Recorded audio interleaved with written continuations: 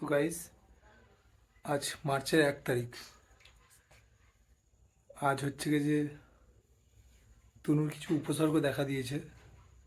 মানে অ্যাকচুয়ালি 10 মাসের কাছাকাছি হয়ে গেছে। সাব সেন্টারে দিদিমণি এসেছিল, আসতে বলেছিল হসপিটালে নিয়ে যেতে, যদি আর একটু কিছু বাড়াবাড়ি হতো তখন নিয়ে যেতে বলেছিল।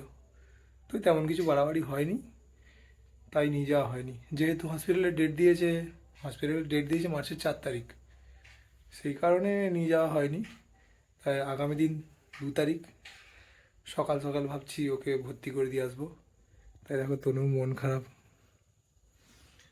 ঠিক আছে, এবার পা যন্ত্রণা করছে, ওই জন্য পা টিপে দিচ্ছি তেল দিয়ে, সর্ষের তেল দিয়ে আর জল দিয়ে একটু মালিশ করে দিচ্ছি। প্রায় রোজ রাতেই এরকম করা হয়, রোজ রাতেই মালিশ করে দিই।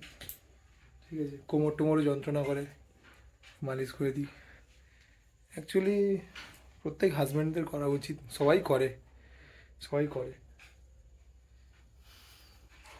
যেমন আমাদের কিছু হয়ে গেলে ওরা না ঘুমিয়ে সেবা করে, সেরকম আমাদেরও করা উচিত। যাই হোক, তো সেই নিয়ে তনু টেনশানে আছে। তো এখনকার মতো বাই, আবার আগামী দিন দেখা হচ্ছে।